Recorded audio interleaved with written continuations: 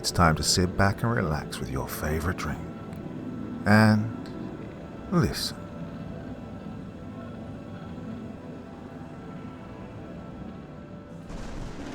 The Witch, the Vampire Hunter, and the Lunatic. In the nights of old, long forgotten, when man was younger still and had yet to forsake his fear of the dark, a great beast roamed the land. A beast without conscience or fear, whose love of wanton cruelty was matched only by his insatiable thirst for the freshly spilled blood of humankind, whom he both loved and hated in equal measure, not unlike a lover scorned by the object of his affections. Though it would come to pass that a later generation of man would come to give him countless names and titles such as the Dark One, the Night Father, the Prince of Hunger, Son of the Serpent, and perhaps the simplest and most widely recognized by humankind, the Vampire. Those brave men and women who gazed at him across the battlefield called him by his name, Torach Morn, a name of the old tongue which meant Forsaken Son. Man was mighty in those days, but had yet to build his tall cities or perfect his engines of war, and thusly found himself constantly pushed to the edge of the abyss by his most hated enemy, whose terrible malice seemed to only be thwarted by the light of dawn. Many sought to destroy Torach Morn, but there were others among man who lusted after his power. Who among us can truly stand against the serpent? They asked as they threw themselves at his feet in worship. More often than not, the vampire simply slew these men in disgust, for his once human heart still burned with hatred for those who would commit treachery against their own. As time passed, however, Torach Morn's heart grew heavy with the weight of being both the first and last of his kind, and he began to allow those he deemed worthy to drink of his blood and thusly be remade in his image. These were the Night King, the first Lords of Shadow. With them by his side, Torach Morn united the scattered tribes of man and established a nation of the night, which he called Nelgoth, another name of the old tongue meaning our land, with the intention of ruling over both his kindred and his hated enemies, the humans, for all time. But the vampire, like the humans he so despised, was a creature of hunger and ambition. It was not in his nature to ever be truly satisfied, and therefore, once he conquered all that lay before him, he sought through the blackest sorcery to trap the old gods of death and life into mortal form, so he might taste of their blood and absorb their divine power for his own. However, the old gods were more clever than the vampire, and on the eve of his dark ritual, the god of death whispered promises of power everlasting to the Night King, if they would but end their father's madness, while the god of life appeared before the warrior king of mankind, called Garrick the Lion, and gave unto him a spear crafted from the wood of the Tree of Life, a weapon that could deprive the vampire of his unholy magic, if it but pierced his heart. With spear in hand and the god's blessing, Garrick took an army and stormed Torach Morn's keep that had been left undefended by all but the loyalists of the Night King, and a battle that shook the earth itself ensued. Weakened and distracted by his ritual, but far from defenseless, Torach Morn unleashed his fury upon his enemies, killing scores of them and even beheading Garrick the Lion himself. The vampire's victory over both mankind and the gods seemed imminent, until his own daughter, Helena, for reasons that only she will ever know, took the spear from the warrior king's corpse and drove it into her father's heart, vanquishing him. It was on that night, and all the nights that followed, that Helena the Redeemer made a pact of peace with humankind, and erected a grand tomb around her father's keep so that no one, whether they be a child of man or a child of night, could disturb it. Many ages have passed since that time, and man has grown confident and complacent behind his high-walled cities. He has forgotten the deeds of Helena the Redeemer, and no longer fears the dark places of the world. He has declared war on the children of the night, and sworn to drive them to extinction in the name of his new god, while the children of the night stand divided and bickering among themselves, calling for peace, others for war. In these nights of confusion, of ill omens, dark whispers, and fast approaching war, the tale of the witch, the vampire hunter, and the lunatic would begin amidst a grand celebration of the rich and powerful. The ballroom was alight with the flickering flames of thousands of candles, and was clearly visible even far off in the dark, and the haunting sounds of the violinist's song echoed throughout the obscenely luxurious villa so that not even the drunken laughter of its many guests could drown it out. They come by the thousands tonight, mostly by carriage, some by boat, while others who had not the good fortune to be born into affluence came on foot, braving the perilous trek through the forest from the nearest villages miles away, despite the wolves, bandits, and far darker things that prowled the woods after sundown. For the poor folk of Nelgoth, it was all worth it for a chance to enjoy a night of hospitality in the home of Lord Feodoth Thrain, a merchant whose vast wealth, polished oratory skills, and generous disposition had earned him the title of Prince among the common people. He was an aristocrat of the eccentric sort, in the sense that unlike virtually every other one of his countrymen that was his equal in wealth and influence, he offered his hospitality freely so that anyone, be they regal-born noble or beggar off the streets, was welcome at his extravagant celebrations, where they could feel free to partake of expensive wines, finely cooked meats, and of course the pleasurable company of his many servant girls. Prince Thrain always aimed to please his guests, and spared no expense to that end, and if his guests should find themselves too tired or too drunk to return home by daybreak, they could of course recover their strength in one of the hundreds of furnished bedchambers that filled the villa. Whenever he was questioned by his fellow nobles about his outrageous policy, Prince Thrain would just flash his signature smile and say, "He who is closest to the poor is closest to the gods." Needless to say, he was one of the most popular men in the region, if not the whole country, and to Thomas Lachance it was painfully obvious that he was a vampire. Now, Tommy had seen the light before. Most of the people of Nelgoth thought of vampires as savage undead predators that kept to the wilds and hunted in packs, killing whatever unfortunate soul was unwise enough to wander into the forests alone after dark, for fear of wandering too far into civilized lands, which wasn't untrue. Many of them did behave like that. But the larger truth that the people either didn't realize or chose to deny was that the smarter and more cunning of the vampires had long ago learned to blend into human society, living among their food source as true wolves in sheep's clothing, or, in Thrain's case, a wolf in shepherd's clothing. It made Tommy's job as a hunter of their kind all the more difficult.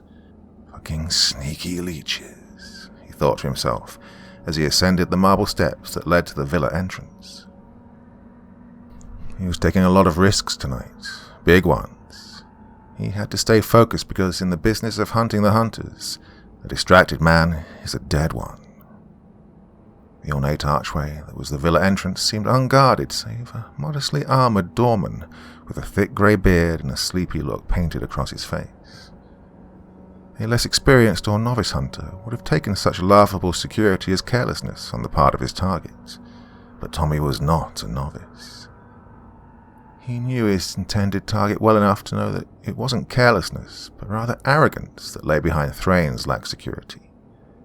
It was his style to taunt would-be pursuers in that way, as if to say, "Go on, come into my home, it won't make any difference."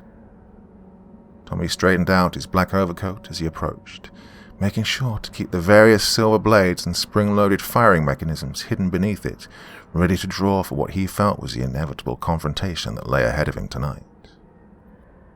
As he cleared the final step towards the entrance, he tipped his hat to the guard and greeted him cordially. "Evening." The old guard replied with a nod and returned to his dazed half-sleep as Tommy entered the villa. Poor bastard probably breaks his back for shit pay from a monster. Tommy couldn't help but think to himself as he passed the old man and pressed onward into the villa. The marble walkway gave way to an extravagant courtyard lined with lanterns and statues, some of which were of animals like lions, wolves, and bears, while others were stone depictions of famous warriors from Nelgoth's history, such as Nestor the Black, with his imposing warhammer and cold eyes, Martin the Selfless, his passionate fury against the injustices of his time captured admirably in stone, and even Garrick the Lion, his stern and uncompromising gaze near lifelike. In the gardens that surrounded these statues, seemingly on all sides, were dozens of drunks from all walks of life, Young noblemen drank and mingled with beggars, farmers, craftsmen, bakers, stonemasons, architects, soldiers, labourers, and old street whores, while the younger and fairer serving girls of the villa made their rounds with silver trays of wine. Though, to be fair, mingled was probably an understatement. The courtyard was in a state of complete pandemonium. Every way Tommy looked, people were laughing, dancing, brawling, puking, and fucking the night away. He hadn't even made it to the building itself yet.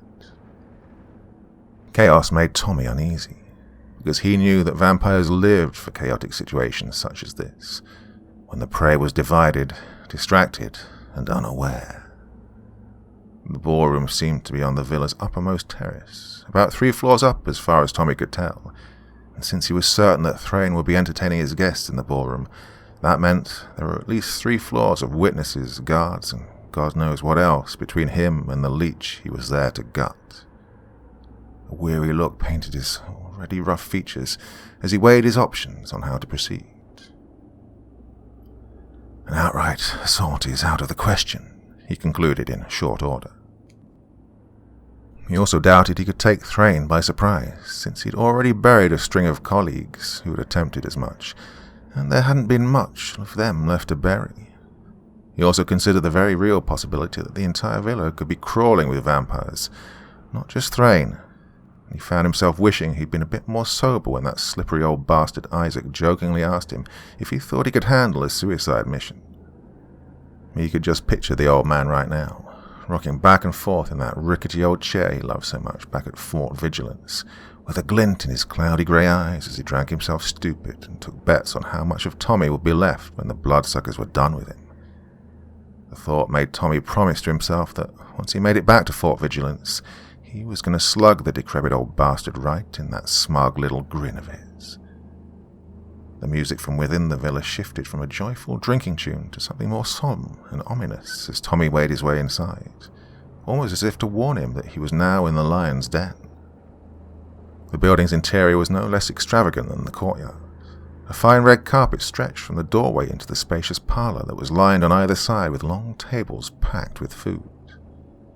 Various portraits and scenic paintings covered the walls, and the centre of the room was filled with people laying on expensive furniture, raising odd-looking pipes to their mouths and blowing out white smoke that gave off a distinctly sickly sweet odour that Tommy couldn't quite place. In contrast to the courtyard, the parlour was much less chaotic. In fact, the only people who seemed to be on their feet at all were the servants who paced back and forth with their wine trays. One of them, a pretty-looking dark-haired girl that looked to be in her early 20s, approached him with a smile as she walked by. "Wine, my lord," she offered. "No thanks," he replied bluntly. She looked a bit crestfallen at that, but attempted to make conversation regardless. "I've not seen you here before. Is this your first celebration?" "You, could say that." "Did you travel far?" "Far enough." "Are you tired? Do you need someone to help you forget your long journey?" she asked him in an overtly provocative and flirtatious manner as she suddenly leaned in close to him, pressing her breasts against his shoulder. That made Tommy chuckle. "Sorry, love, you're not my sort." Which was true enough. It was just simpler for him to say that than it was to explain to her that he preferred the company of men to that of women, a concept which seemed to be utterly baffling and offensive to most people for some reason. The girl, who clearly had very little experience with rejection, pursed her lips into a pronounced pout. "Fine, you probably couldn't handle me anyway," she huffed, as Tommy walked away without another word. With that distraction out of the way, Tommy was looking for a way upward, a staircase, a low-hanging balcony, something. But luck seemed to be totally against him tonight, because everywhere he looked, he only saw more winding hallways lined with countless portraits, and each time he passed through a door, there was only another hallway which shouldn't have been possible in this relatively small building. In Tommy's mind, this could have meant a few different things. Either he was a very poor judge of the villa's layout, or there was a sorcerer at work nearby, and he sincerely hoped that the former was the case. At first, there were partygoers at every corner, stumbling around, rutting in the bedrooms, or simply passed out on the floor. The more he explored, however, the less and less people he saw, until he was pacing through the wide corridors alone. That was when the whispers started, low and quiet at first, but they gradually began to grow in volume and pitch, and seemed to come from all directions. "Thomas, Thomas, come dance with us, Thomas. The master is waiting," they cooed. "Oh, fuck," thought Tommy, as he went for a blade, fully expecting to be pounced on at any moment. Though he would never admit it to anyone, he was afraid. Even the greenest hunter knew that you had to get the drop on the leeches first if you wanted the hunt to go well, and that if they got the drop on you, you were as good as dead. A cold chill pressed up his spine as he pushed forward, drawing a long dagger from his sleeve while the whispers started to taunt him. "We can smell your terror, human. It's sweet like the red mead in your veins. Won't you let us taste it?" they mocked. The long corridor seemed to stretch on forever, and the legion of painted faces on the walls seemed to look down on Tommy with amused contempt as he made his way toward the end of the corridor. "When you are one of us, you will know true joy, Thomas. The night is boundless and beautiful, and it will consume all," the whispers promised, as Tommy did his best to ignore them and stay alert, since he knew that this was how the vampire hunted its prey, by wearing them down from a distance before moving in for the kill when they were tired and terrified. Tommy was neither, and he swore to himself that if he was going to die this night, he was going to cut open a few of the pale fuckers first. Somewhere ahead of him, candlelights flickered and danced to the same ominous violin tune he'd heard in the parlor, and he could make out the faint silhouettes of figures dancing in the shadows. "Oh, time to do or die," he thought grimly. The whispers were frantic at this point, no longer speaking to Tommy himself, but rather to each other in some language he could not recognize. They seemed to go completely quiet once Tommy took his first step into the lavish ballroom. On either side of him, men in finely tailored suits donned painted wolf masks and danced with ladies in exquisite silk dresses who themselves wore similar masks depicting deer, rabbits, foxes, and various other woodland creatures. The polished obsidian floor radiated with an unnatural warmth, as if by magic, and the high ceiling was covered in paintings of angels with solemn, pitying expressions drawn on their faces. In the ballroom center stood a figure in a golden robe and an ornate mask of a lion that obscured nearly all of his features, with the exception of his fiery red hair. "Welcome, Mr. Lachance, to my summer celebration," he bellowed as Tommy approached. "I hope the road treated you well." Tommy strode forward with purpose in his step and blades in his hands.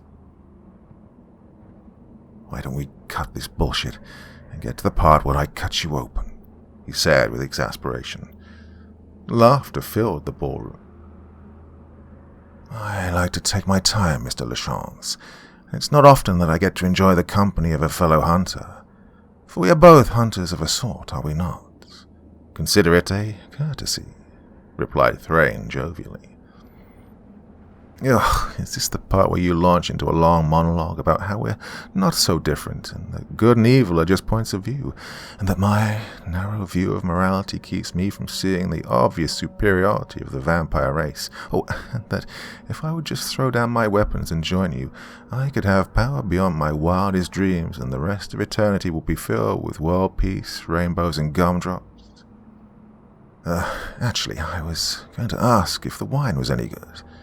I can't taste it myself because of my condition, but I pay good money for it. It would be nice to know if I'm getting my money's worth," replied Thrain in a cynical tone. "It's overpriced shit, just like everything else here," said Tommy bluntly. Thrain burst out laughing. "You know, I wish I could get that kind of honesty out of my servants. Oh, you are a treat, Mr. Lachance." Tommy responded by throwing his dagger across the room directly into Thrain's chest. A collective gasp filled the room as all the masked guests stopped dead in their tracks and began to hiss. Thrain looked down at the blade sticking out from his chest, as if it didn't faze him at all. He held up his hand and all the hissing ceased. "Calm down, everyone. No need to get excited. he said as he reached down and pulled the blade out from his abdomen and let it drop to the floor. Tommy had heard stories of vampires powerful enough to survive a blow to the heart, but to see it firsthand was frightening. Oh, fuck, he thought to himself. I can see we've both been through this enough times to be bored with it, Mr. Lachance. So why don't we just skip the bullshit, as you put it, and get to the business at hand? You and your merry band of murderers at Fort Vigilance would like to see me dead because you believe me to be one of humanity's greatest enemies, no? That if you destroy me, you cut off the head of the vampire nation.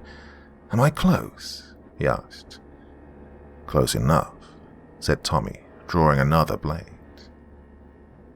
Then, what if I were to tell you that, even if you succeeded, your victory would be for naught? That a darkness far worse than I draws closer and closer every moment. A darkness that is as much an enemy to me as it is to you, that you cannot hope to destroy it without my aid. Well, I'd say that sounds like bullshit, scoffed Tommy. Thrain paid no mind to Tommy's reply and continued. You will believe in time. For now I will present you with 3 gifts. The first is your life.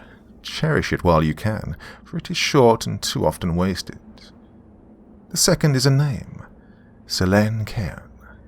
Find her in the marshes to the south. She is closer to the coming darkness than anyone, and will be a necessity in the battles to come. The third is the key to salvation itself. With a clap of his hands, Thrain ushered one of his masked servants forward carrying a stone case. She walked directly up to Tommy and presented the case to him with a curtsy. "My lord," she said with a giggle. Tommy recognized the voice of the servant girl from the parlor. I knew it. He took the case from her and opened it. Within the case was what looked to be an old tree branch sharpened to a point on one end. What's this? Keep it safe, Mr. Lachance. That stick of wood is more valuable than you, said Thrain matter-of-factly. Time is of the essence, and I trust you know the way out. Good evening, Mr. Lachance. There may not be many of them left. With a wave of his hand, the ballroom began to shimmer and glow, until it became like vapor and drifted off into the night, taking the entire villa with it, guests and all, leaving Tommy alone on an otherwise barren hillside. In all his life, Tommy had never felt so relieved. He dropped to his knees and vomited all over the ground. He'd been so sure he was going to die in there, and now the damp night air had never tasted sweeter. He took a moment to gather himself, then he scooped up the box that had been left with him and took off running back to the horse he'd left tied to a tree in the valley below. Fort Vigilance was a 2-day ride to the west from where he was, but he intended to get there by sunrise. Part 2. The first time Selene had the dream, it had taken her by surprise. She was dazed and confused and unable to focus her will the way she usually could when the visions came, and that unsettled her deeply. Such omens never came without meaning. The dream was always different, and yet always the same. Tonight it had begun under a tree surrounded by still waters as a red moon hung in a starless sky, washing everything in a dim crimson light. Selene could feel a cool breeze against the back of her neck, and could hear the slow, laboured breathing of the old man who sat beneath the tree covering his face in a funeral shroud. He sounded like he was sleeping, but Selene knew he was awake. He was always awake.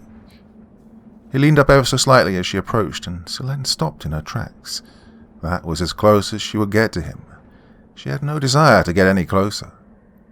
Kneeling down so she was eye level with him, she made herself comfortable and said nothing until the old man spoke first. "What is this place, daughter of mine?" he asked her.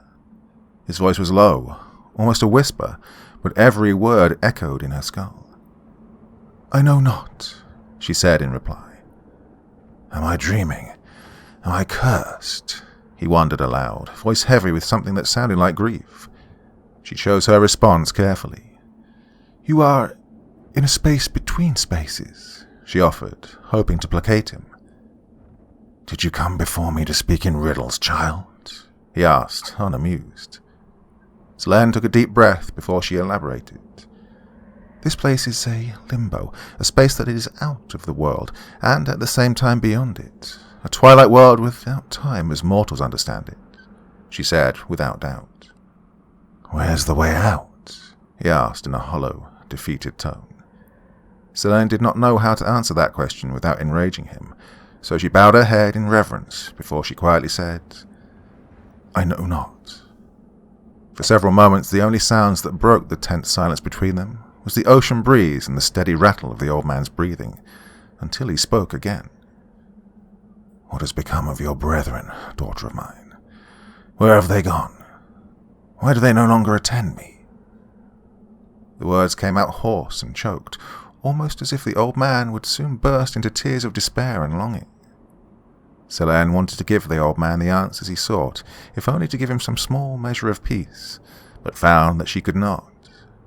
She didn't know who he was, much less where her supposed brethren were, but something in her soul warned her against provoking this pathetic-looking creature's anger, so she answered somewhat evasively. They cannot reach you in this place. It is meant as a prison for you and you alone, she said quietly. The answer seemed to make sense to him, and he leaned back against his tree in his exasperation. Of course. The gods are as cruel as they are clever, after all. Why shouldn't they separate a father from his children? He lamented. Again, silence prevailed over the two of them for several moments before the old man bolted upright and stood towering over Selene. One final question for you, daughter of mine. Speak the truth to me, for I will hear your deceptions before they pass your lips, he said in a voice that trembled with rage. Even beneath the funeral shroud, Selene could see his pitch-black eyes swimming with a wounded and enraged expression that could almost provoke genuine sympathy in Selene. Almost. Why, Helena? Why? He asked her, his voice beginning to break. You were so close. I would have given you all the stars in the night sky, just like I promised, he whimpered. Selene was at a complete loss for words, and for one of the few times in her long existence, she was truly afraid. The still placid waters surrounding the two of them had begun to churn and twist violently, and the cool ocean breeze had become a howling whirlwind. Peace, grandfather, she managed to choke out, addressing him in the way that tradition dictated a night child should address an elder. Forgive my ignorance. I know not how I have offended you, she offered meekly. The old man's response was to wrap his clawed fingers around her throat. You know not. You come before me a traitor and a kinslayer, a destroyer of all that our family has built, and you think to feign ignorance? You think ignorance will save you? Perhaps when I flay the skin from your bones and crush your skull against the stones, you'll remember who I am, he hissed. Then came the pain, like always, twisting in her gut like a dagger.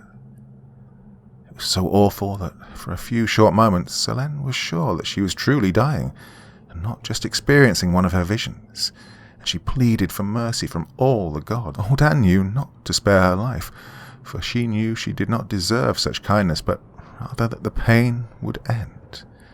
And then, just like that, it did. Her eyes shot open and she found herself looking out the stained glass window of her meditation chambers, both intensely relieved and deeply terrified. The experience had shaken her. That she could not deny as she doubled over and puked on the floor. She sat on the cold stone in silence for several moments before slowly finding her way back to her feet. In the old nights, a servant might have been waiting outside the door and would have rushed inside to tend to her health when he heard signs of distress, but the nights when servants attended the halls of Castle Cairn were long over. Now only Selene remained in the crumbling ruins of the keep that was once the trading hub of the south. But that was all right. Solitude suited her.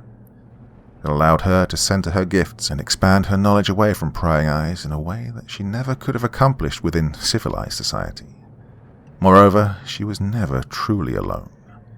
Her companions were the beasts of the wild, and her guests were the spirits of Nelgoth, and when the spirits came, they brought knowledge with them.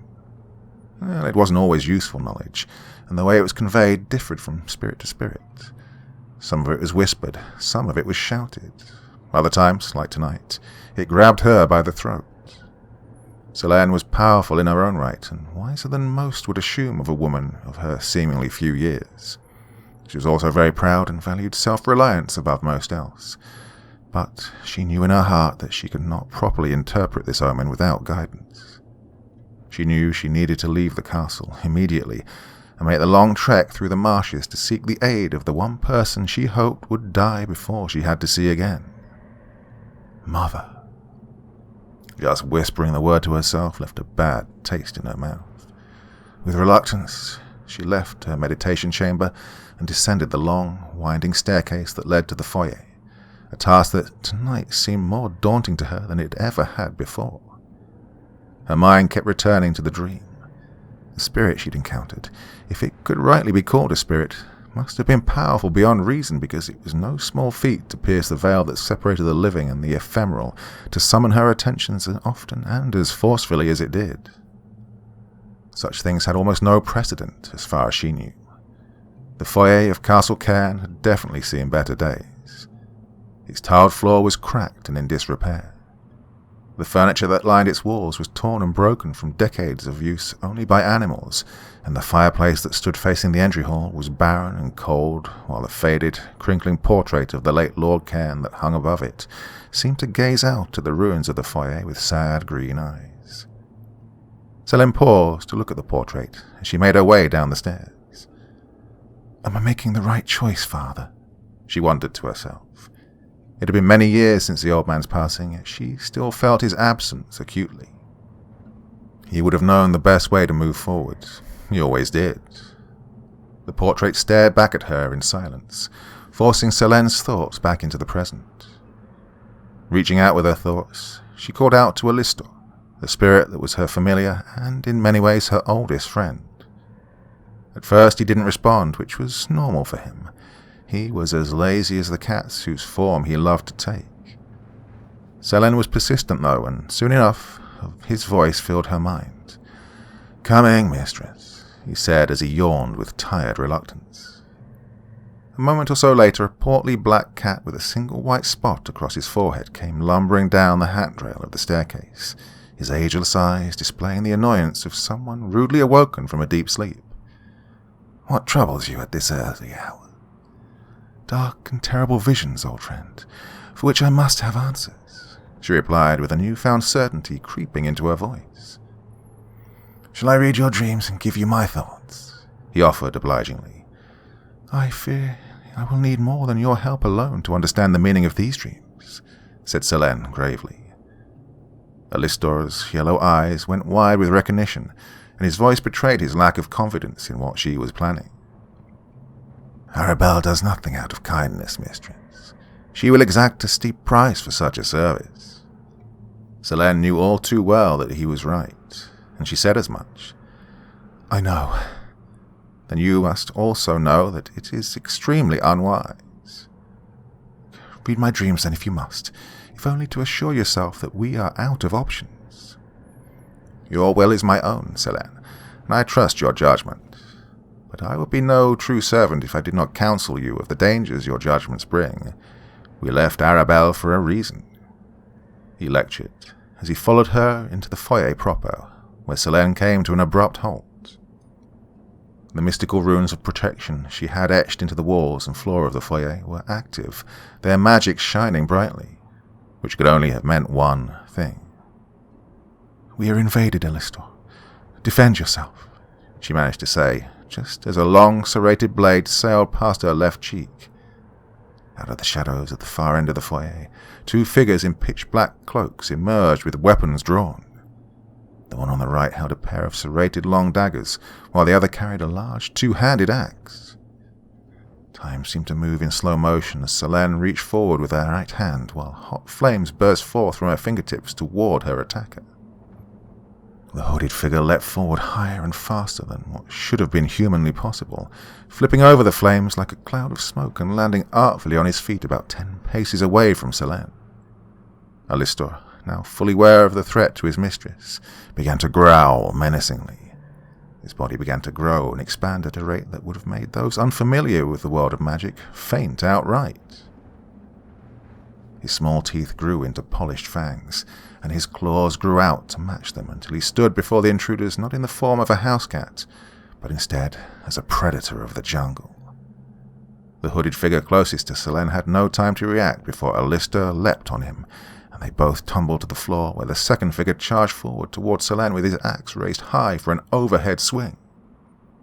The air around Selene's palm grew dense and cold as a crystalline blade of pure ice formed in her hand with the swiftness of a lightning strike, and before the axe could reach her head, she cut through the wooden handle of the axe and sent the blade clattering to the floor as she let loose another torrent of flame from her other hand, this time catching her assailant full in the face.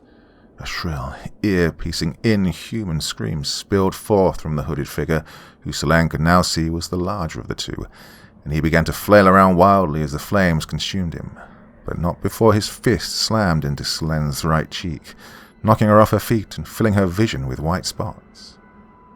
The figure's pained howls echoed in her ears for a few moments, until it crumbled to the floor in a smoking heap, only to be replaced by a wounded cry from Alistair that chilled her to the bone. Bouncing back onto her feet, she turned to see that the other assassin had somehow managed to put a blade into Alistair's side and regain his footing. He now faced her with a single bloody dagger in hand, and murderous fury in his red eyes that glowed from within his hood. Alistair writhed in pain on the floor behind him, and the sight of it broke Selene's heart. She scowled at the hooded assassin with rage as she gathered her power and called out to the spirits of hatred and destruction that dwelled within the ephemeral realms, demanding their aid, causing the room to go cold and the torches that lined the walls to go dark. The assassin looked directly into her eyes for a moment, and Selene could see a grim acceptance of what was about to happen to him creep into his murderous stare as he cried out, "My blood for you, Father," with both the determination of a battle cry and the reverence of a prayer, as he leapt for Selene's throat, dagger in hand. White lightning burst forth from her hands and struck the assassin to the floor as the deafening sound of thunder filled the foyer, ending the battle almost as soon as it had begun. Afterward, an intense wave of nausea hit Selene like a battering ram. She sank to her knees and began vomiting for the second time since she'd awoken from her visions. Such was the price of allowing her body to be used as a conduit for the destructive power of the ephemeral. Pain coursed throughout her body, and it wouldn't subside for weeks. Previous experience had taught her that. Rising to her feet after several moments, she rushed to Alistair's side and listened as his pain cries became shallow gasps. "You're getting slow, old friend," she said without humour.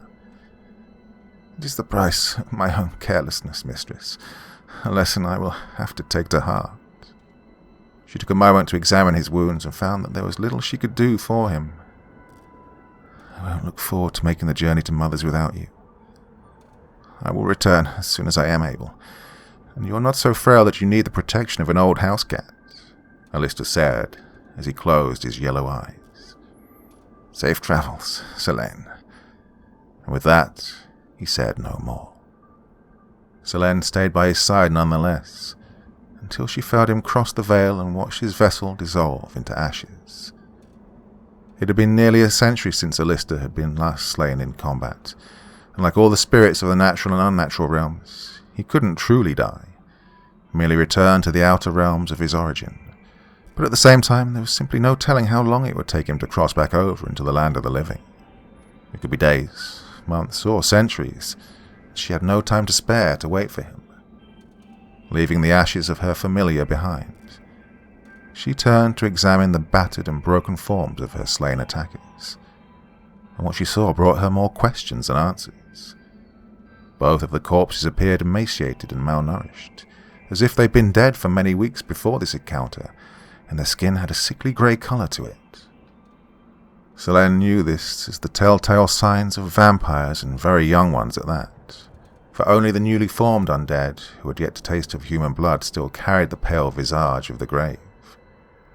Why a pair of fledgling vampires would seek to murder her in her own home was a mystery to Selene, but she theorized that they'd been bred for that specific purpose, since upon inspection of their pockets she found a crudely drawn map of the castle, and various minor runes meant to guard against witches carved into their skin.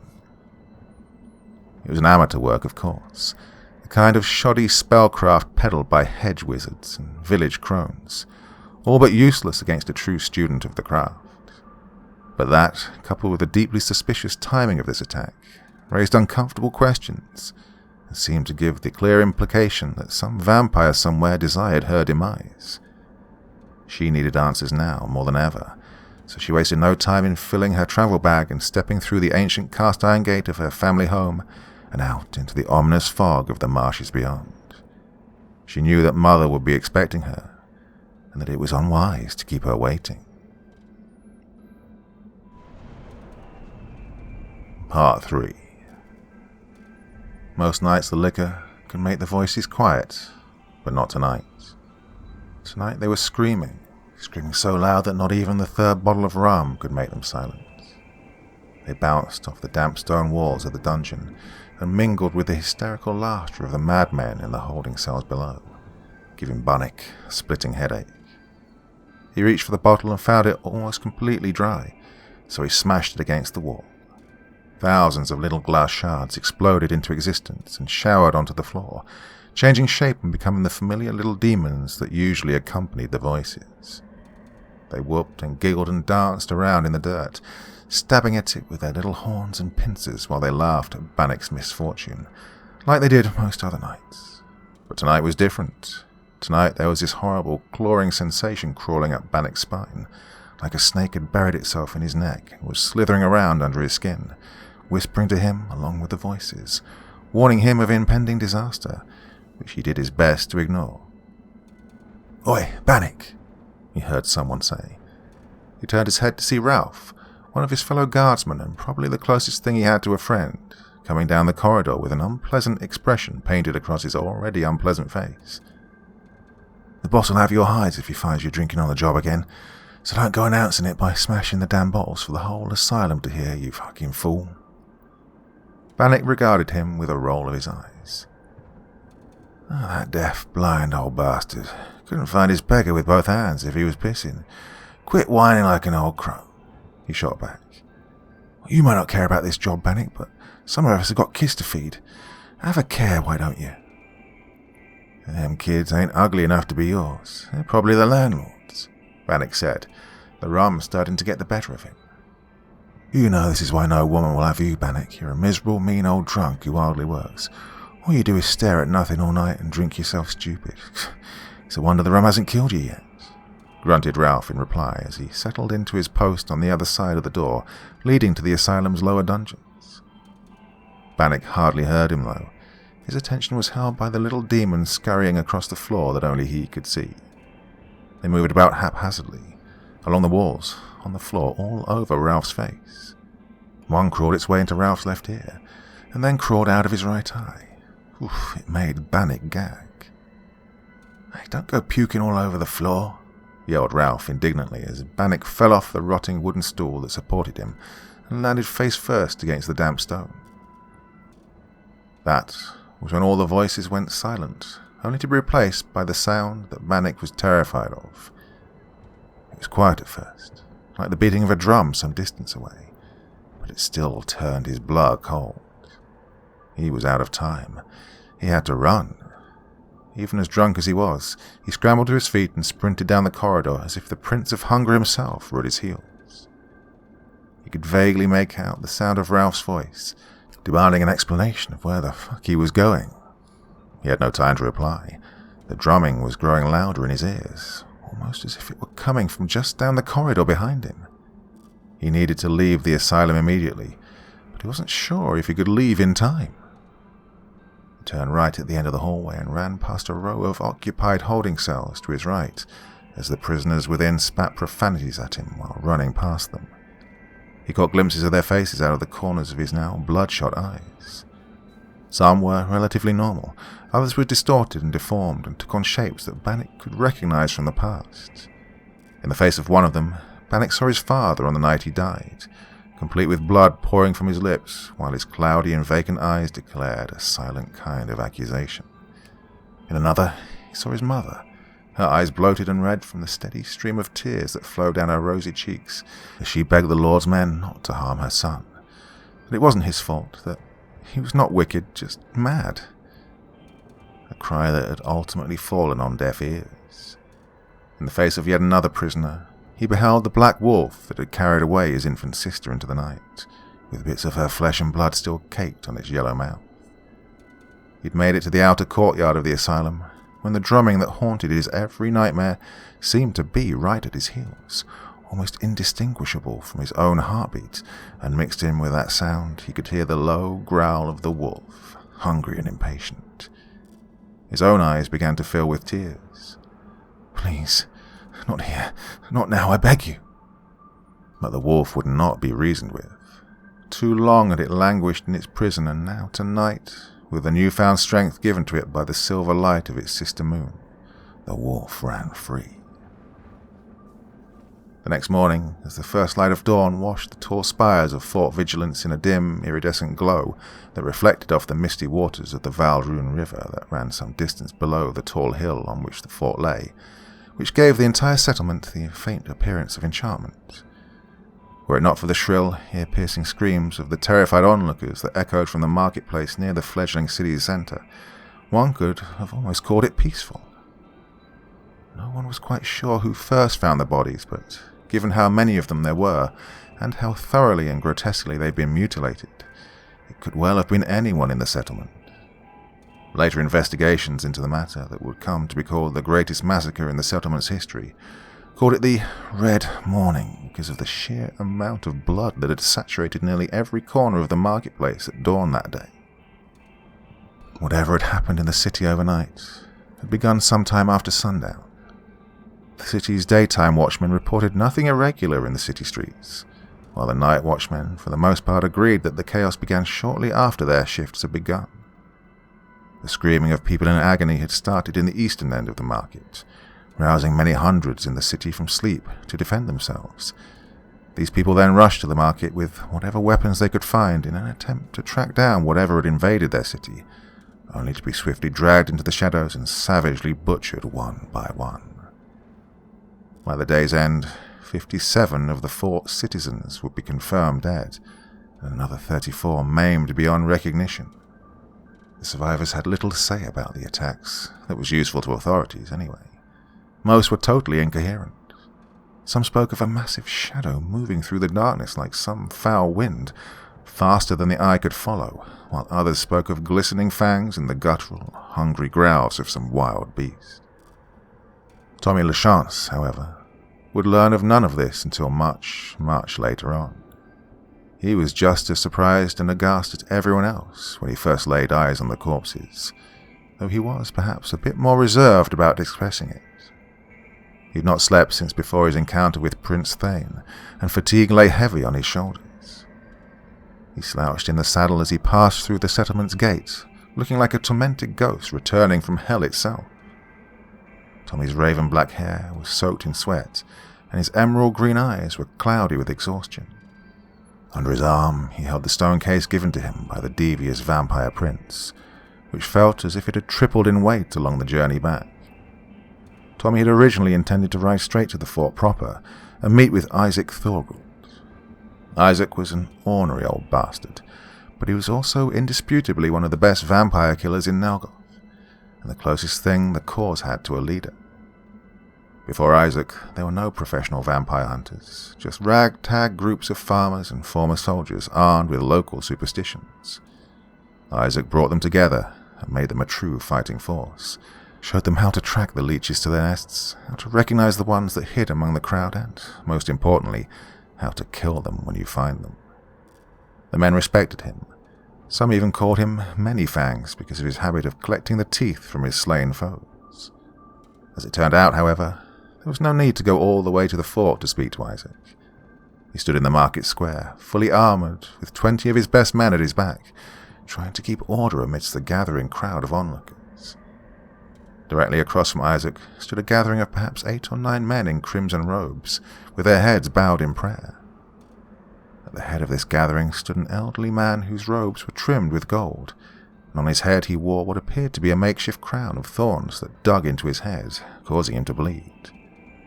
With his right hand he pointed to the mutilated bodies that littered the street behind Isaac and his men, while he preached with a booming voice one would not expect from a man of his age.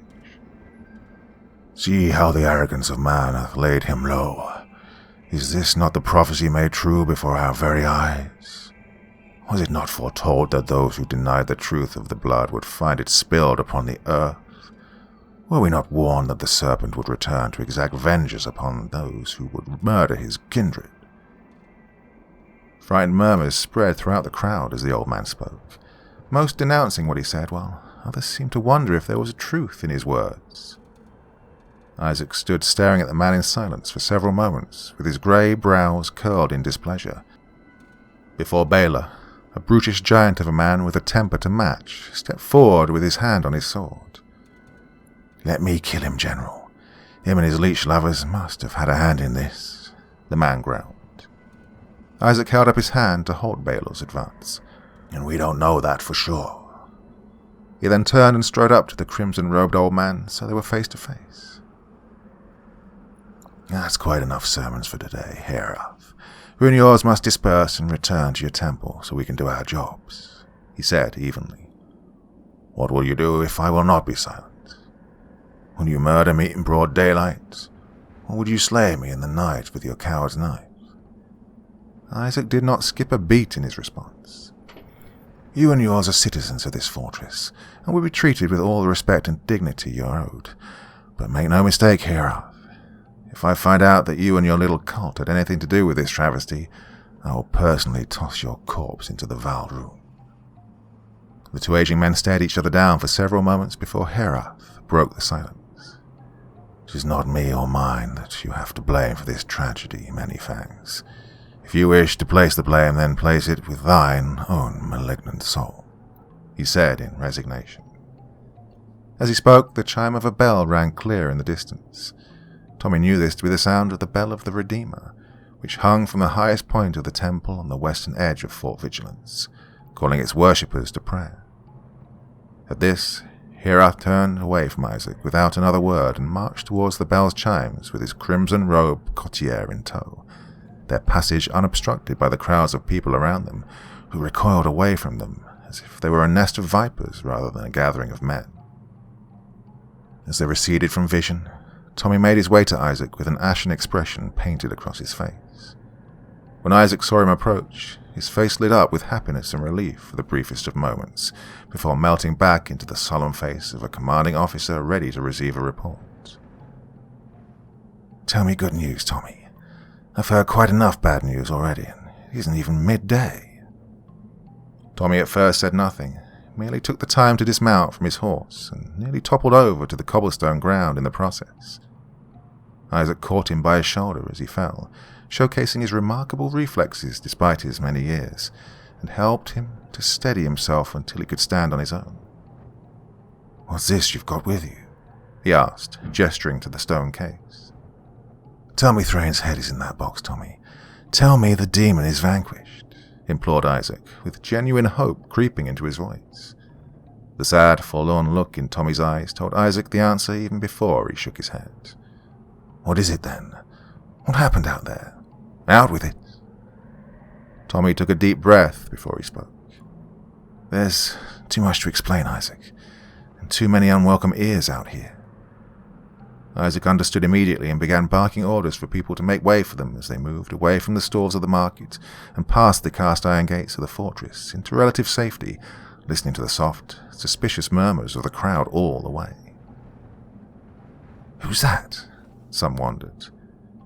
"That's Thorgald's favourite hunter, supposed to be one of the best in the business," others replied. "If he's so good, why wasn't he here protecting us when the night creatures came? I haven't seen him in here in weeks. I'd given him up for dead. Oh, I heard some of the other hunters say he was as good as dead, given a suicide mission, they said. Then how's he still breathing? Only one way a hunter comes back alive from hunting the undead with nothing to show for it. What's that he's got in his arms? Maybe a gift from his new master. Isn't he a pervert? Well, can't trust his like I say. Who knows what he's capable of?" Things were never this bad when we gave those creatures their tribute." Tommy had heard all of this before. He knew that when common people suffered a tragedy like this, they searched for something, or much more often someone, to blame for it. Someone they could hold responsible for their pain even when the true culprit was out of reach. But that didn't make their words sting any less, and even in his exhausted state of near delirium, they reawakened painful memories from his own past, best left buried. "Oh, you're a curse upon this house, and upon my name, you nasty little shit. I've always known you were wrong. Oh, why couldn't the plague have taken you and left all the real men of the family breathing? You can cry all you want, my sweet boy, but you won't fool me. I know you like it. Why did you leave her alone? Murderer!" Sharp barbs grew out from the days past and opened old, festering wounds. But Tommy did his best to push these spectres away from his thoughts, with practiced vigour, and brought his focus back to the present. To the welcoming sight of the training courtyard he'd spent the latter half of his youth in, as well as the embroidered red flames of the banners lining the stone walls that against his better judgment he'd come to associate with feelings of safety, and the harsh metal hiss of the fortress's gate as it clunked shut behind them, dividing he, Isaac and Baylor, who had accompanied them from the market, from the rest of the world outside, however temporarily. Isaac first turned to Baylor. "Go to the ramparts and ready the bastilers. We have no way of knowing if this attack is an isolated incident or the beginning of a siege." Baylor's face took on a slightly offended expression at being dismissed, as he clearly wanted to hear Tommy's tale as much as Isaac, though propriety would not allow him to say as much. As if aware of his thoughts, Isaac reassured him. "I swear to you, Baylor, we will find the ones responsible for this bloodshed. If Tommy's report has information that you need to hear, I'll tell you of it myself, but right now this report is from my ears only. See to the men and get us ready to defend ourselves. I'm trusting you with this." Baylor gave a reluctant nod of acknowledgement and then hurried up the stone steps to the right of the gate ascending up to the fortress's ramparts and disappearing from sight. Once he was out of earshot, Isaac turned his attention back to Tommy. "It's just you and I now, boy. Walk with me and tell me everything from the beginning." Tommy took a deep breath before beginning his tale, and over the course of a few hours he told his mentor everything about the decadence he'd witnessed at the villa, of the countless people the vampire held under his sway, of the disembodied whispers that haunted him in the building's corridors, of his almost certain death in the ballroom, of Prince Thrain's cryptic words of warning, of his uncharacteristic display of mercy, and of his strange gift. By the time Tommy was finished, he and Isaac found themselves on the high balcony of the Tower of Vigilance, the highest point the settlement had to offer, overlooking the rest of the settlement and the vast green valley that surrounded it below. Tommy had placed the stone box on the floor of the balcony and opened its lid to display its contents to Isaac, who cast distrusting glances at it with his cloudy grey eyes as he paced back and forth, deep in thought. After several minutes passed with no other words exchanged between the two men, Tommy spoke. "What do you make of it, Master?" he asked. "I think that Thrain's words are a snake's venom. He's not to be trusted," responded Isaac, his voice thick with disdain. "But his actions confuse me, Master. He had no cause to spare my life, yet he did. Perhaps he needed you alive to carry some curse back to the heart of his enemies through this chest. Perhaps." After another short pause, Tommy elected to change the subject. "How did the leeches breach the city walls? Each stone is marked by our mystics. They've never been able to do so before." Displeasure, worry, and confusion made the wrinkles on Isaac's face ever more prominent as he replied. "I don't know, Tommy. Something about this whole mess feels different. Different and wrong." "How do you mean?" "It's the bodies, Tommy. I've never seen vampire attacks like this, ever. Blood everywhere, painting everything. Flesh, organs, and even whole bones missing. Leeches don't do that. Even when they do make a mess of their kills, even when they're only killing for sport. It's not in their nature to waste so much blood. To spill so much of it and not drink a single drop is unthinkable among their kind." A question then came to Tommy's mind that he asked absent-mindedly before he could think better of it, and he regretted asking it as soon as it had passed his lips. "Would it have been unthinkable to you when you walked among them?" Isaac reacted to this question as if he'd been struck physically, his whole body jerking in place before his eyes drifted to the floor. "Yes, which is why you must trust me when I say that something truly strange is afoot here," he said quietly. "I do trust you, Master. How many times must I tell you not to call me that, boy? There are no servants or masters here." "Forgive me. Never mind that. We need to focus on our next steps. The enemy is several steps ahead of us already, and could very well still be in the city. First and foremost, we must find where the attacks began and identify the first people that were killed. That will tell us the most about what actually happened last night, and what we're up against." Tommy nodded in acknowledgement. "What should we do with this?" Tommy asked, pointing to the still open stone case and the ancient-looking branch it housed. Isaac strode over to the case, scooped out the branch and tossed it over the edge of the balcony. Both men watched in silence as it fell into the waters of the Valdrune below. "I'll be damned if we keep anything from that twisted creature within these walls," Isaac growled with contempt. He then turned back to Tommy. "Go. Rest, boy. Get your strength back. Then as soon as you're able, go out into the city and find out what happened here. Report back to me anything you find out." Tommy nodded once again and left his mentor alone on the balcony without another word. As he descended the steps to the living quarters, the full weight of his exhausting journey fell upon him, and a thick haze filled his vision. He wasn't even really sure if he'd made it back to his bed when sleep took a hold of him. Part 4. The swamps and marshes of southern Nelgoth were harsh, unforgiving places even at the best of times. Thick, crystal-white fog hung in the air nearly year-round.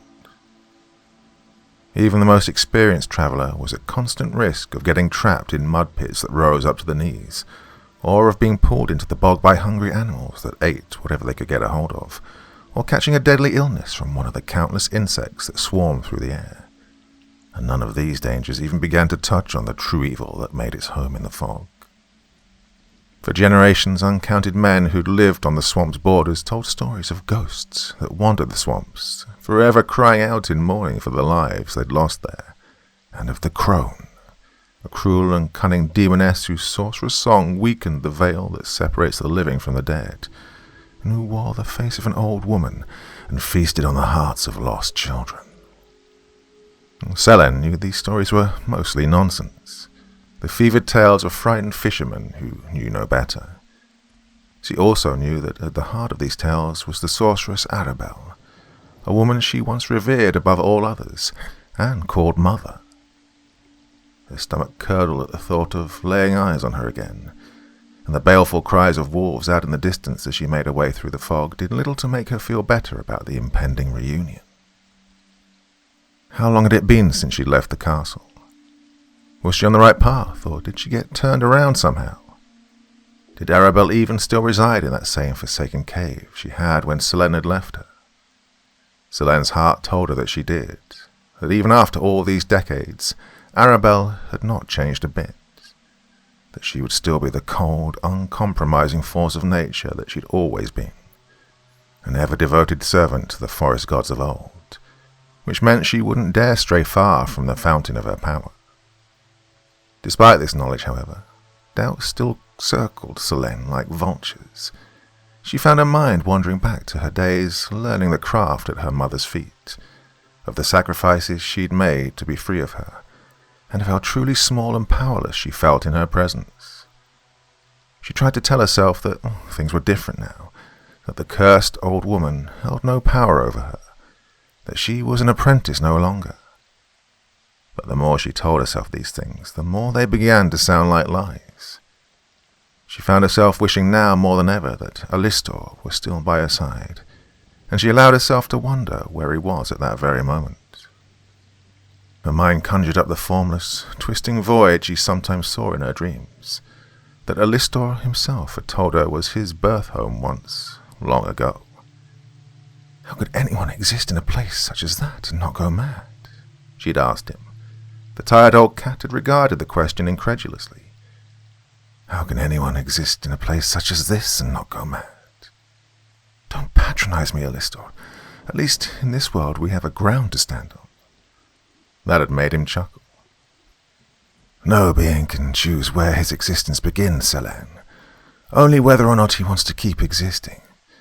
For many eons, that world you denounced was all I knew, and I loved it as dearly as you love this little blue ball. Blue ball? This world is like a flat surface, with a firmament above it and earth below it. Are you a fool, spirit? He chuckled again. Of course it is, mistress. A fool I must be. Snapping twigs and the rustle of leaves somewhere nearby brought her mind back to the present, and she recoiled from it as if she were about to be struck. A large toad bounced out of a nearby puddle and stopped for a moment to regard Selene with wide orange eyes that glowed eerily in the moonlight before it hopped out of sight, leaving her feeling rather foolish herself. She then took some time to get her bearings and to observe her surroundings, keeping a sharp eye out for any landmarks that would let her know Mother's cave was nearby. What she saw was mostly dead trees and fog, which was far from encouraging. The path she'd been travelling stretched as far as her eyes could follow, and the ways back somehow seemed darker than the way forward. Cold raindrops came down to pelt her hood slowly at first, then in a downpour as the low roar of thunder sounded overhead. If she were the kind of person who believed in luck, she'd have cursed how rotten hers was. But she didn't believe in luck. She found it much more likely that this sudden storm was an extension of her mother's will, an expression of her twisted humour, since she was surely aware that Selene would be dreading this meeting with her, meant to make her even more uneasy, or perhaps to distract her so she would lose her way in the marshes. She refused to give the decrepit witch the satisfaction. Powerful winds knocked her about in every direction, and the sharp crack of lightning rang deafeningly in her ears, but she pressed forward with purpose in every step. She'd only walked a short distance further down the path when she came upon the first of the weeping trees. At a glance, they were no different than any of the other dead or dying trees that dotted the marshlands, especially on a stormy night like this. But when one stepped closer, one could behold the tormented human faces that lay where the trunk met the tree's branches, look into the hollowed-out spaces where the eyes of the face should be, and almost hear the anguish of the human soul bound within.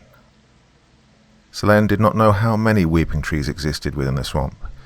She saw them rarely and had only ever witnessed the creation of one, an experience that haunted her nightmares even now, centuries after. It had been a dark night, not unlike this one, when her mother had roused her from her sleep to show her a hapless man she'd captured out in the bog. An intruder and a defiler, Mother had called him.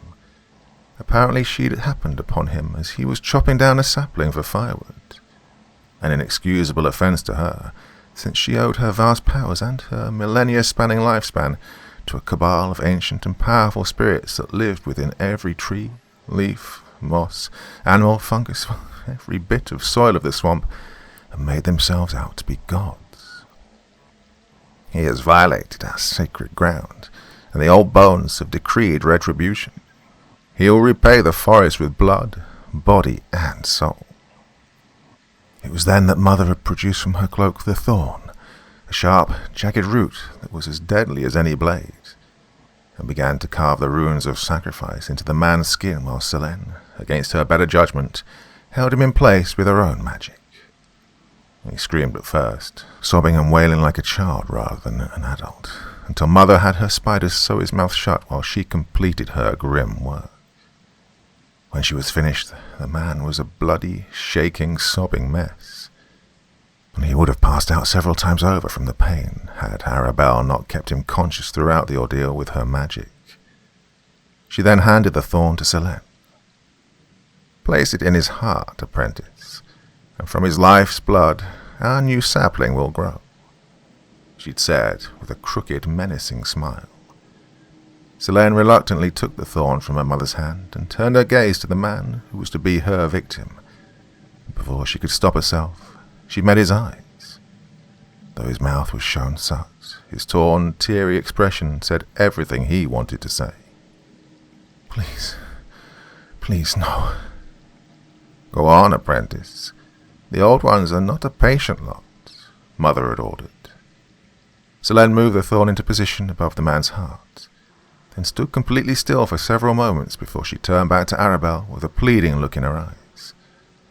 "But Mother, it was only a sapling."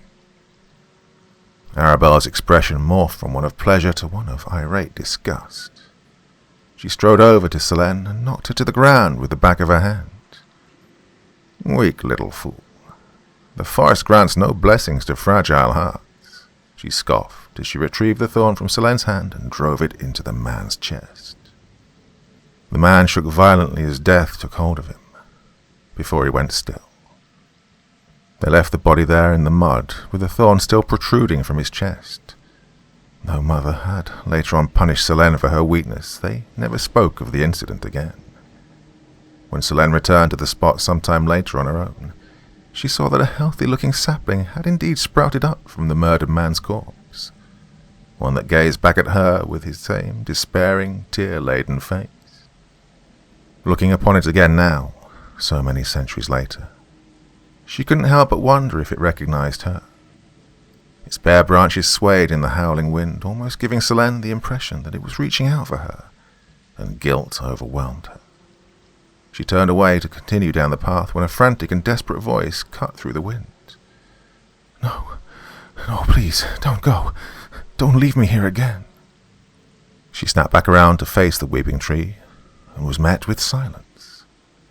On its face, where just a moment earlier was an expression of abject sorrow, was now a wide, ecstatic grin, as if it had just heard a wonderful joke, and she realized that Mother was playing her old games again. She cursed herself for allowing her mind to wander, and for letting Arabelle play with her emotions, and she spit on the tree's wooden grin and made her way further down the path into the swamp, vowing not to lose focus again. She was close now. She could feel it. Could feel Arabelle's presence hanging in the air like a miasma, so thick it almost made her gag. She knew that Mother was watching. She finally came upon the cave some time later. She found her expectations were entirely correct. It hadn't changed a bit over the years. Surrounded by bog water on 3 sides and hidden behind thick foliage, one had to look very closely to see the entrance from across the water, and once noticed, one would have a difficult time not comparing it to the hungry maw of some giant beast waiting for its next victim. As Selene approached the water's edge, she took notice of the sickly green glow that emanated from deep within the cave, and could faintly make out the sound of her mother's voice as it rose in song. The song Selene knew well from childhood, "The Lost Child of Spring." To hear Mother sing was always a curious and unsettling thing, because her cruel, haggard appearance did not match the beauty of her voice. Her voice was high and full of youth, almost angelic in its ability to calm and delight the listener. Selene had fallen asleep to her mother's voice countless times as a child, and hearing it again after so many years stirred up feelings that were difficult to silence. Nevertheless, Selene took her first tentative steps towards the cave, as the notes of the song became clearer and clearer, and the waters of the bog itself seemed to part as she approached. Part 5. The first thing Bannock became aware of as consciousness returned to him was how cold he felt, and of the rush of water all around him. He opened his mouth to take a breath and found his mouth filled with icy water, causing his eyes to shoot open. The blackness of dark and murky water filled his vision, and twisting snakes with gleaming red eyes circled all around him. He panicked at first and thrashed around wildly, until he saw that the snakes drifted around him against the current of what must have been the river he was in. And just as the thought that such a task would not have been possible for real snakes entered his mind, they began to speak with the familiar voices he so often heard in his head. "It happened again," they cackled gleefully. "Yes, again. Again the man was too weak to hold back the beast. Again the beast had its way with innocent flesh." Bannock ignored them. He learned long ago that there was no point in trying to argue with or correct them. They seemed to exist only to cause him pain, and if he acknowledged them at all, they were winning. He thrashed upwards, trying to get his head above the water, and was relieved to find the task relatively simple. He was definitely in a river. Valdrun, he guessed. Aside from that, he saw only darkness and trees past the banks of the river around him. He must have drifted some distance from Fort Vigilance, and he had no idea where he was now, but he resolved to find out. He began to swim toward the shore when he noticed for the second time in the past few nights that the voices of his mind abruptly became silent, a thing that only happened when tragedy was close at hand. Was the wolf trying to get out again so soon? That had never happened to Bannock before, and the thought of it made him nauseous. He ducked his head beneath the water while he swam to see if the demon snakes were still present, and found that they were all missing save one. The one that remained was far different from the others. Where the others had been small, this one was massive. Its body was as thick as a tree trunk, and was so long that Bannock couldn't even see its tail. Where the others had gleaming red eyes, this one's eyes were pitch black with crimson red pupils in their center. It moved against the current without effort, and regarded Bannock with a predatory glance. Bannock swam desperately for the riverbank, while the snake made its way closer to him at a languid pace, as if it was not concerned at all that he might escape from it. When Bannock did finally get to the river's edge, he clawed at the wet soil frantically and leapt out of the water with all the force he could muster. He laughed out loud victoriously. "Not tonight, sea monster." His laughter was cut short when the snake's shield-sized head rose out of the water and slithered onto the shore. Before Bannock could turn and run, it snapped forward like a lightning strike and sunk its fangs into his leg. Pain shot through his body and he fell over from it. He began to struggle and kick against the mighty snake until, to his surprise, it pulled away from him. Rather than return to the river, however, it rose out of it further and encircled him with its long body, slowly, without actually constricting around him as some snakes would. Bannock clutched his leg in an attempt to stop the bleeding, though he didn't see much point in doing that. He was sure that his life was coming to an end, that this monster from the river would swallow him whole, and he would just vanish without it beneath the waters of the Valrune, forgotten and unloved.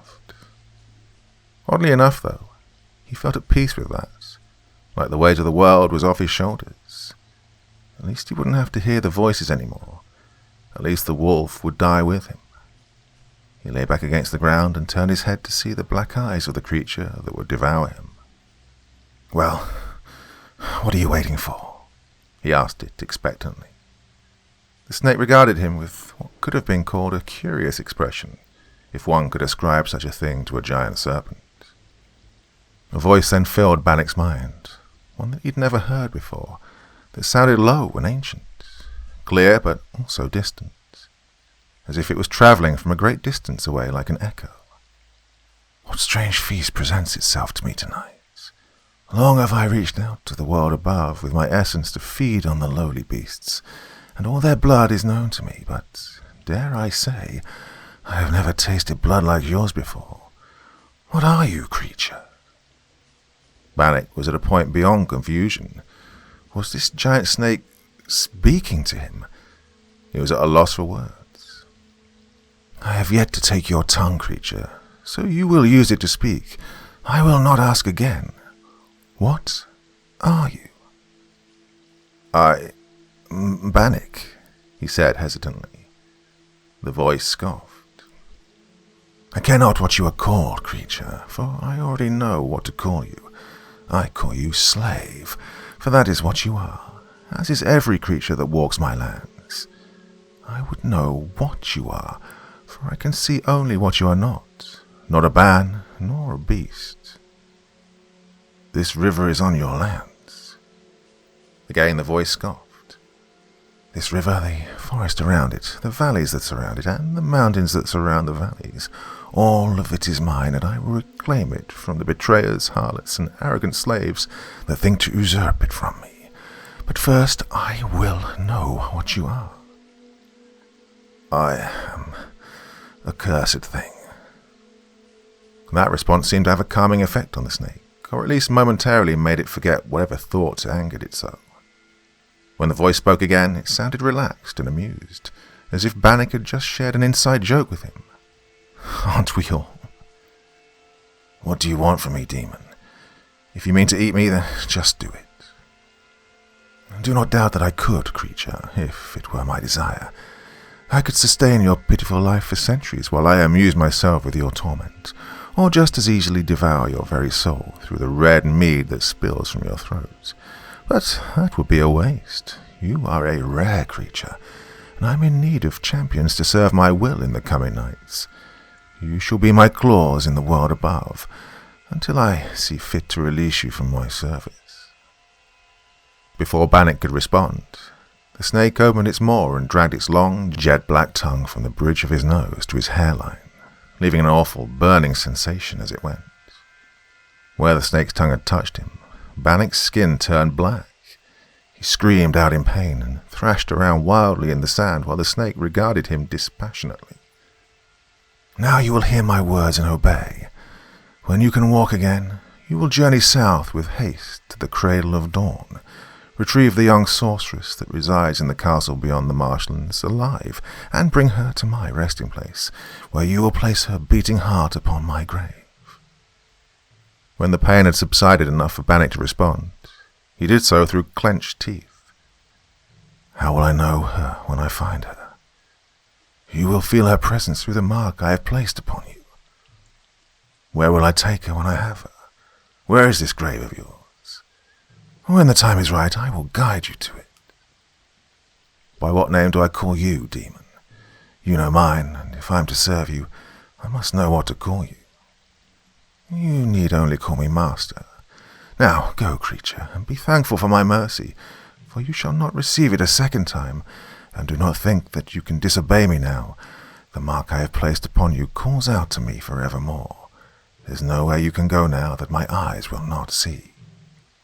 And with that the massive serpent slithered silently back into the Valrune and disappeared under the current, leaving Bannock alone on the riverbank, dumbfounded with rage and confusion. He stood there for several moments, cursing his rotten luck, before he turned and limped into the dense tree line of the forest behind him, while he searched for something that might help him slow the bleeding of his leg, and for the first time in his life, he was grateful to hear only the mad voices of his head when they returned. Part 6. Tommy rolled out of his straw-stuffed mattress in the bowels of Fort Vigilance not long after sundown. He knew this because he saw the familiar faces of the city's daytime watchmen soundly asleep in the cots next to his, and he noted the strong stench of alcohol on more than a few of them. He took a moment to reflect on the ironic fact that, much like the undead he'd spent his adult life tracking and killing, he was himself very much a creature of the night. He had a hard time remembering the last time he took in a sunrise, or just took a day for himself to wander around, interact with normal people and do nothing particularly productive, and that made him slightly sad. He didn't allow his mind to linger on such thoughts for long, however, and quickly found himself washing his face in the water basin on the northern end of the barracks, in an attempt to not only clean his grime-covered face, but also to wake himself up. Not long after, he was in the armory, outfitting himself with the tools of his trade. The armory was easily the most heavily guarded and closely watched part of the fortress, with long racks of blades of every length, width, and metal, be it steel, silver, or iron on every wall, and meticulously clean counters stocked with crossbows, spring-loaded firing mechanisms that spat out silver blades at blinding speeds, and even the mysterious and highly experimental hand cannons which, as its name implied, functioned much like a cannon, using black powder to shoot metal projectiles with tremendous speed and force. The principal difference between this device and an actual cannon being that this one could fit in the palm of one's hand. Many of the other hunters, especially the younger ones, had begun to treat the things as symbols of status, and thusly spent small fortunes on obtaining them. Tommy didn't care for them much himself. He felt that they made their owners overconfident and over-reliant on them. If they suddenly stopped working for whatever reason without the owner's knowledge, then his life could very well be put in mortal peril. Something Tommy made no bones about telling the cannon's intrepid inventor, Anna Grayson, the dedicated and ever-watchful caretaker of the armory, who responded indignantly. "Nothing I make will break down in the field," she'd said, and she meant it. Anna was a voluptuous and intelligent young woman, proud of her craft and damn good at it, which was one reason why she'd taken Tommy's criticism of her work particularly hard.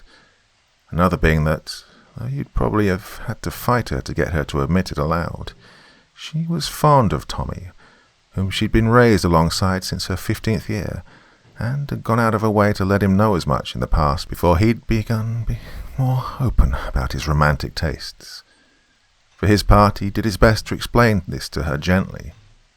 She'd had difficulty understanding what he was trying to tell her at first, as most people did, but being the bright young woman that she was, she caught on quickly and responded with an exaggerated sigh of disappointment, along with a somewhat successful attempt to conceal her pain at the rejection with humour. "Maybe one of these nights I'll turn you then," she'd said. "That's a dangerous thing to say in this fortress, Anna. Very easy to misinterpret," Tommy had said in response, and they'd both laughed. Tonight, however, Anna seemed far too preoccupied to laugh about much of anything. She darted back and forth between the racks of weapons with a thick, leather-bound ledger in her hands, carefully making notations that Tommy could only guess the nature and purpose of. Her whole appearance, from her dishevelled auburn hair, soot-blackened hands and face, to the sad, guilty look in her sapphire-coloured eyes, gave him the distinct impression that she'd been working without pause since early morning, which was not unexpected given recent events, but nevertheless bothered Tommy.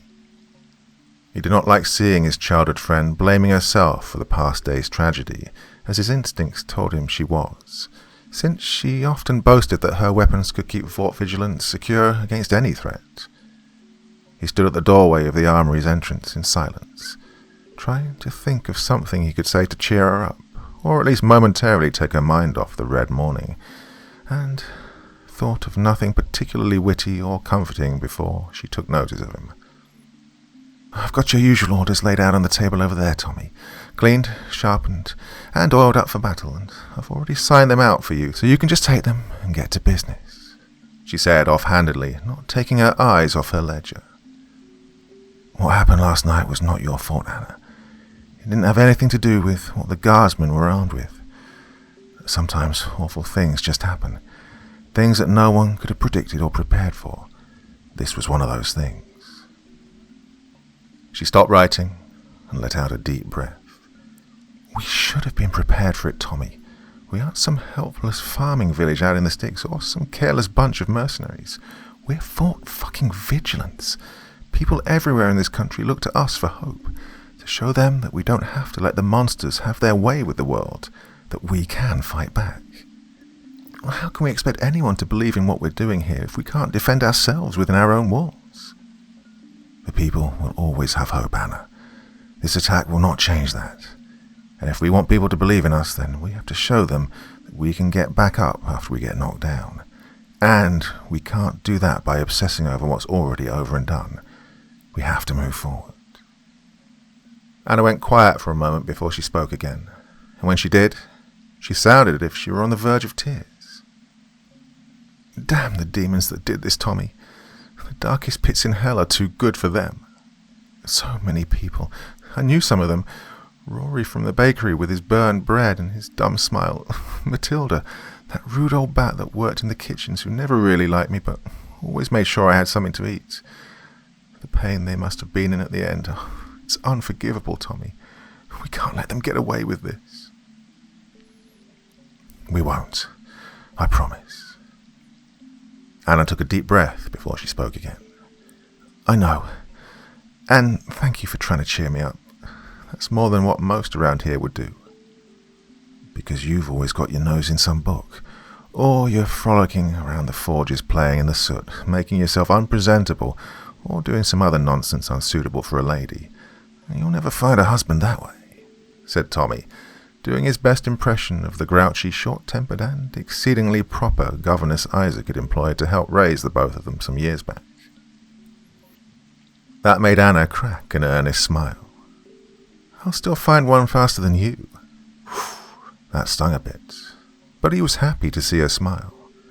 "Well, I best get to it, I suppose. The leeches aren't going to hunt themselves down."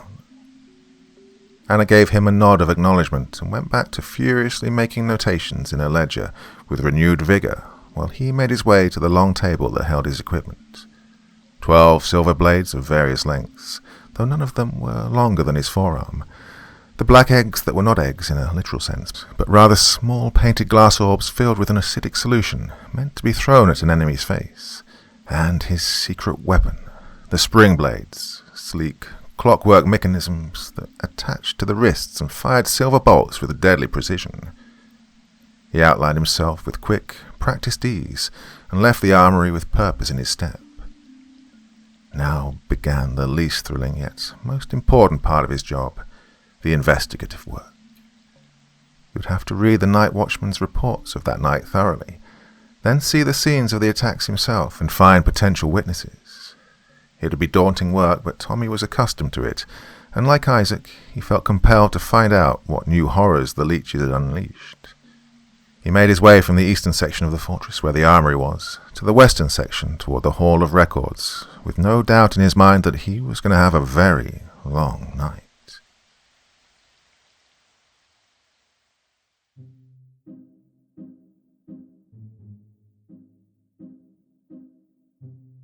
Are you enjoying this series? I sincerely hope so, because we're 6 episodes in now. Well, 2 episodes I've done and 6 chapters.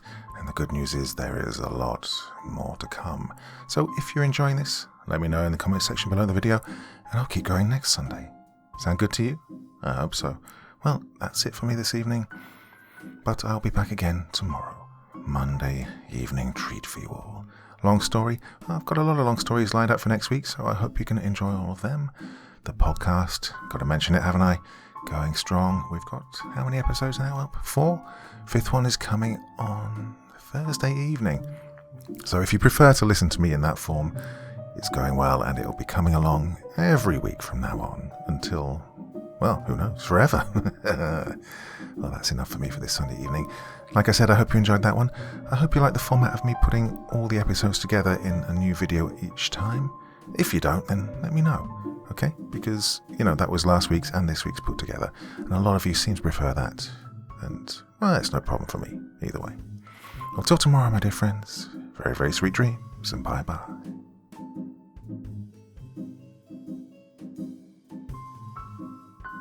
Thank you so much for taking the time to listen to this story today. It really means a lot to me and to the author of the story, of course. Well, if you want to know more about me, I'm pretty much everywhere on social media. You can find me on Facebook, Twitter, Instagram. You can download my music on SoundCloud. I've got a Patreon if you feel like. Throw me $1 or $2. Very much appreciated. And of course, on Reddit, I have a place where you can leave stories if you want me to read one that you've written. Well, hoping to see you all again very soon. Till then, sweet dreams, and bye-bye.